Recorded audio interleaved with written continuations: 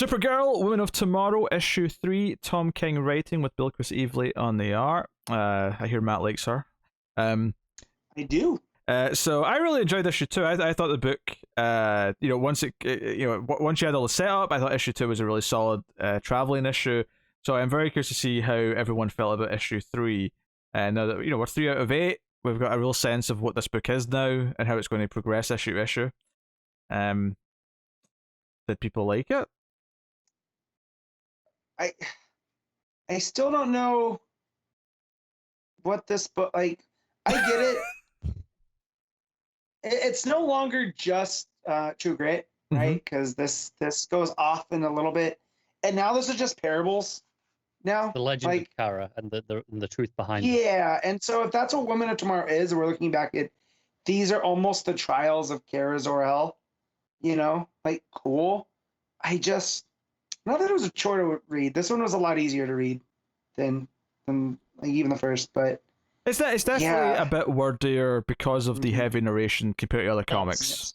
That's my big problem. I think I actually really like this issue, and I understand what this, I assume, book is going to be now, in that it will be a different story every month, along these lines. Yeah, definitely. They visit place. Yeah. When you think about that, the first issue is how they met, right, and the deeds that led it. And then the second one was this big show of, she took the red kryptonite pill and then, became this fire angel in the sky. And then this one was how she, brought justice to a town, Yeah. And whatnot. I really like what this story is. I personally really like the characterization of Kara. I know I can see why it's not for everyone. I quite like it. I quite like that she's, very distinct from Clark in this book, as opposed to definitely some other stories that I've read. Yeah, she's not Clark Light here. She's her own, and being the survivor of Krypton that remembers Krypton, right? Yeah. I like that she has less tolerance for something like this, but we'll get to. Yeah, I'm going to say it right now. I'm kind of a fan of Kara dropping F-bombs left and right. Yeah. It's working for me.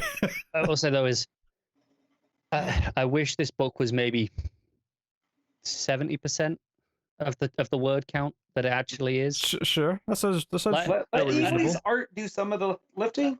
I opened up, that very first page, and I was like, oh boy, I forgot. I forgot what this book was, in terms of the sheer amount of text. And it's quite, relatively speaking, it's a fairly small font that it uses to fit quite a lot in those narration boxes. So even though it's not tons of boxes, I mean, it's still quite a lot of boxes, but even though it's not covering up too much art with the narration boxes, there are a lot of words in them. And I definitely feel like it could be toned down. Like I say, just maybe 70 or 8% of where it is now, and it would be pretty fantastic. Yeah, I like this issue. I mean, I like the last issue a lot as well. So I'm kind of just like, I'm getting the vibe it's going for with the narration. So I'm just kind of at peace with it more than anything. But this story like hints at something kind of dark, and then by the time you get to the end of it, you realize, it's exactly as dark as it sounded when they started hinting at something. So I didn't think it was going to get as dark as it did, right? Because I just thought, this is a parable for racism, and then it got to, this is also genocide. Like, man, I didn't think it was going to get there, and it did. So, but yeah, so Kara dropping F-bombs over that, I fully in support of. Yeah, and also just how annoying these are, because they arrive at this city in this planet. On Maple. Yeah, and they're looking for Krem still, the bad guy who murdered the Yellow Hills. Ruthie, I want to say her name is, the girl. Yeah. And the guy, when they first go to get information, did you have a prisoner here from off-world? We're looking for the mayor of the town. And he's building a house of cards. And he's barely listening to them. He's just kind of annoyed that they're interrupting him, to the point where he's like, look, you're interrupting business that I am attending to. And I'm like, you're building a house of cards, dude. Like, this is clearly not a thing. But her blowing the cards down with her breath. This is a point as well where I felt like King's being, in the narration, it's like, I've seen it said elsewhere that, the Supergirl, a woman of infinite patience, which is Clark. Right? Yes. And and often Kara is written as, oh, it's Clark, but a woman, and that's about it. And here it's like, no. She's got her own personality. She's different. Well, I like this. but don't forget, I do as well. I don't know if this is canon anymore. She also wore a red ring, right? Like, so. I think that's still canon. Yeah. So like, there's that part of her. So like, I do like though that she does have a shorter temper. Yeah. So they go to a hotel, and again, the person's been kind of annoying. But the big thing that comes out of this scene is that when she's told she has to sign into the guest book, is that there's like a purple column and a blue column, and she's like, "Which one do I sign?" And she goes, "Oh, the blue." And Karen notes down that there's like no one in the purple column for quite some time, and she just kind of like fobs it off a little bit. And I'm like, okay, I wasn't thinking anything too dark here. I was kind of, obviously I was expecting this was going to become something, but I was like, okay, what does purple even mean? Like, I have no idea what that means yet. But when we get to the scene in the restaurant, the diner, where like the sign underneath used to say no purples allowed, it was like, oh dear. Mm-hmm. Like, it sinks in like where this might be going and why has there been no purples. The sense of segregation suddenly is like, okay, I see what this story is. For me, it was where they're talking and she says, "We're happy as peach pie to have you," right? And then Kara goes, "Why did they stop coming?" And it focused really on her eyes, and it's like a glare. And then the lady's whole demeanor changes. It does a Gollum Smeagol moment. Yeah, it says, "If you want the room, you got to effing sign. That's the law. Ain't no law says we got to have ourselves a useful conversation."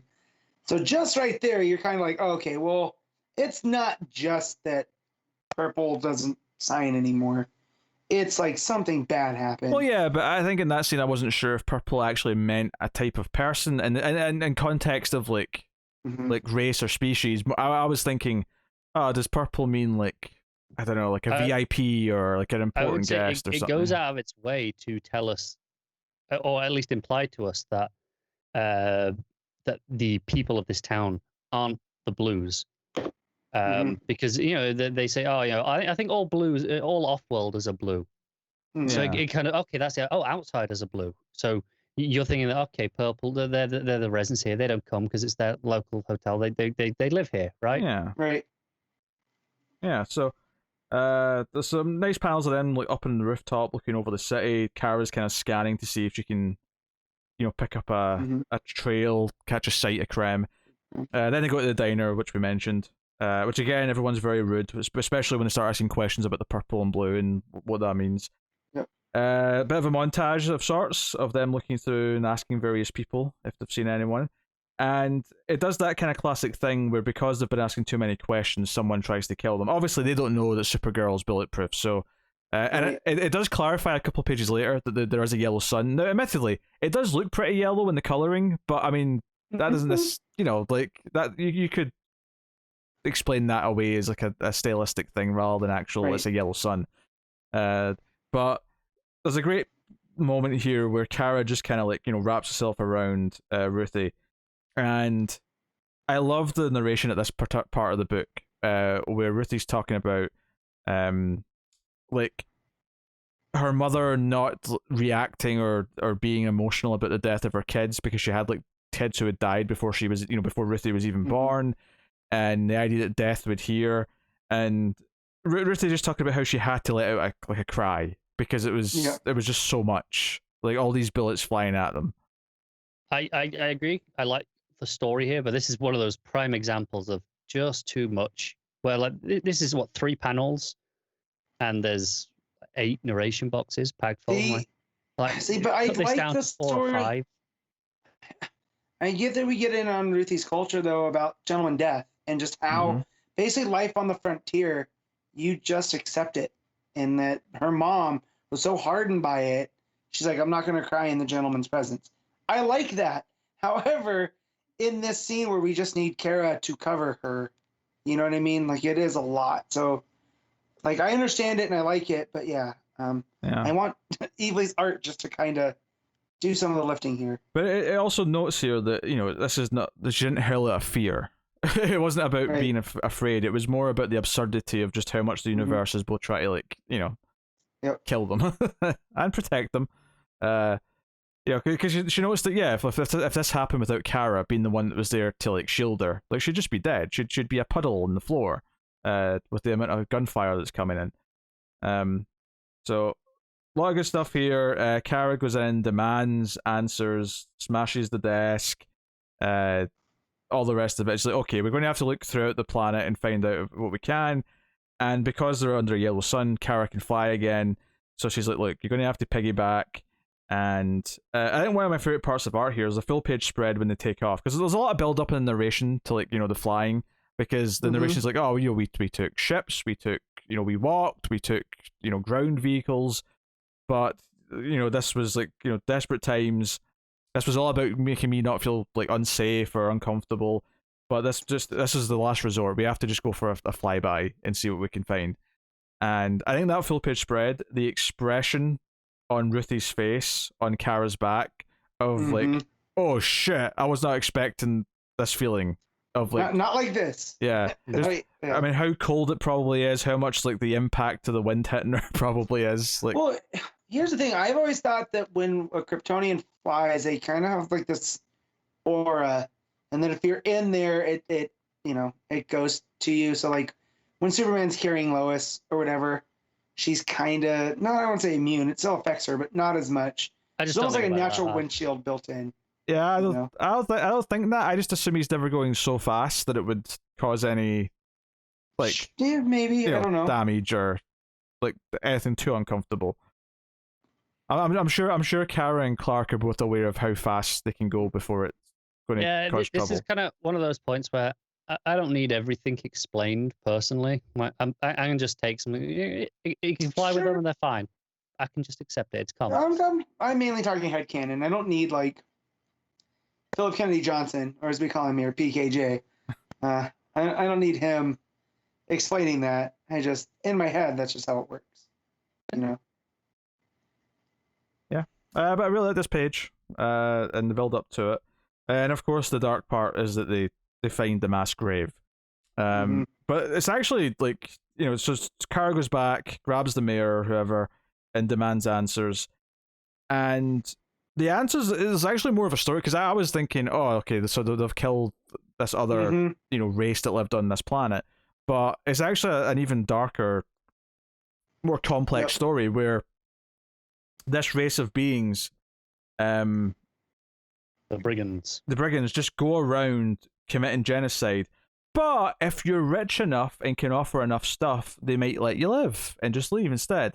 And they didn't have enough to offer them, but it was actually Krem, who was arrested on this planet and was sitting in a jail cell, who came up with the solution. He said, hey, why don't you offer them a little of both? You can afford maybe half of what they're asking, and then you can let them kill half the people.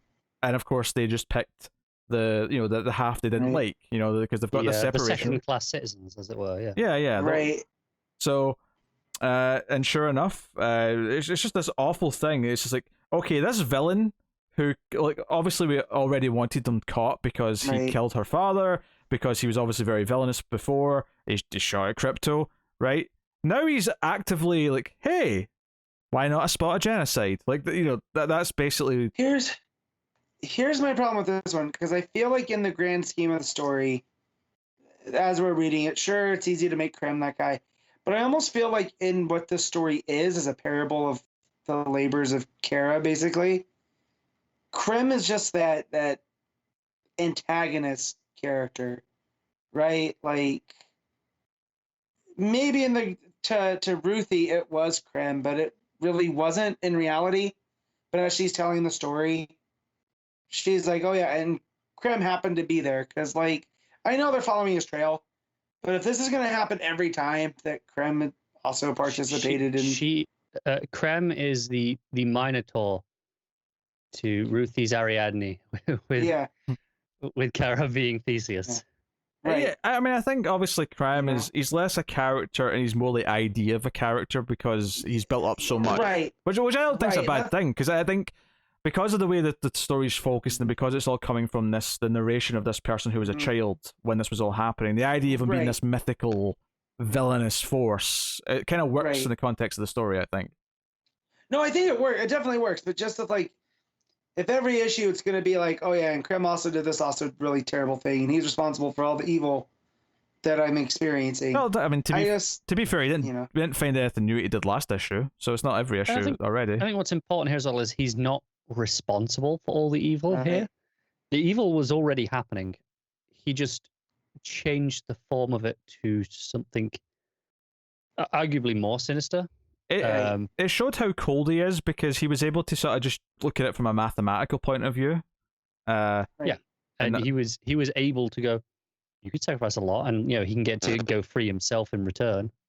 Yeah. He hitched the ride. Basically, the genocidal maniacs were so impressed by his killing skills, his thought process that they gave him a ride. We could use a fella like you on board.